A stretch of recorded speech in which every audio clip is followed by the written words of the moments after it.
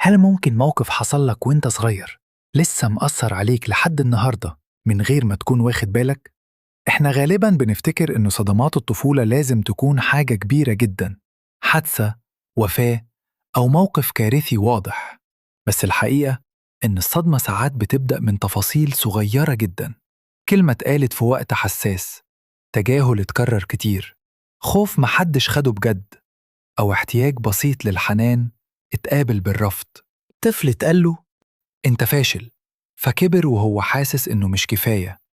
طفل كان خايف ومحدش سمعه، فكبر وهو بيخاف يطلب المساعدة. طفل كان محتاج حضن، فاتقال له بطل دلع، فكبر وهو شايف إن احتياجه للحنان ضعف. وطفل كان نفسه يتحب من غير شروط، بس كان دايما حاسس إنه عبء، فكبر وهو بيحاول طول الوقت يثبت إنه يستاهل الحب. المشكلة إن الطفل مش بيفهم الدنيا زي الكبار.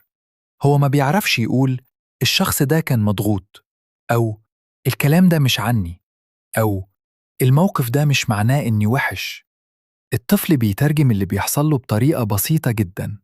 لو اترفض يحس إنه مش محبوب، لو اتساب يحس إنه مش مهم، لو اتعاقب على الغلط يحس إن الغلط خطر، ولو مشاعره اتهانت يبدأ يدفنها جواه. وعشان كده أي إحساس بالخوف أو الرفض أو عدم الأمان ممكن يتحفر جواه كجرح نفسي حقيقي. والأصعب إن الصدمة مش دايماً بتظهر وقتها، ساعات بتستخبى سنين طويلة، والطفل يكبر ويبان إنه طبيعي، بيضحك، بينجح، بيتعامل، وبيكمل حياته. لكن الجرح اللي مستخبي جواه بيفضل شغال في الخلفية، وبعدين يظهر فجأة وهو كبير. يظهر في قلق مستمر من غير سبب واضح، في خوف من العلاقات، في إحساس دائم إنه مش كفاية، إنه لازم يتعب عشان يتحب، إنه لازم يبقى مثالي عشان محدش يسيبه. ممكن تلاقي نفسك بتخاف تعبر عن مشاعرك عشان زمان محدش كان بيسمعها، أو بتخاف تغلط عشان الغلط زمان كان معناه إهانة أو عقاب. وفي ناس بتضحك طول الوقت بس جواها طفل صغير لسه خايف.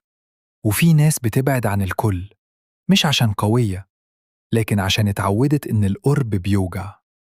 أصعب حاجة في صدمات الطفولة إنك ساعات بتفتكر إن دي شخصيتك، تفتكر إنك قلوق بطبعك، أو إنك مش بتعرف تثق في حد، أو إنك لازم تعتمد على نفسك دايماً، أو إنك مش محتاج حب ولا دعم.